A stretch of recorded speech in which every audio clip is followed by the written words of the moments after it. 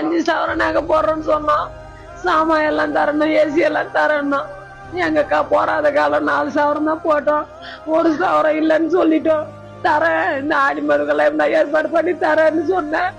அந்த பொண்ணை ஏசி இருந்தா நல்லா இருக்கும், கொமன்னு இருக்குது. ஏசி போட்டுட்டேன். எங்க பொண்ணை ஏசி கட்டி போட்டு பத்திருக்கிறா. தங்கையா 1,000 ஏன் போடல?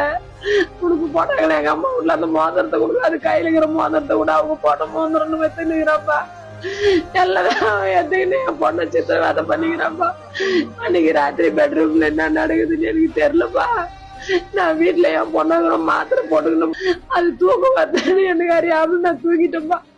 கொஞ்ச நேரம் கழிச்சு வந்து, அம்மா லோகேஷ் உள்ள போய் ரொம்ப நேரம் ஆகுதுமா, வரல என்னான்னு வந்து பாருமான்றான்.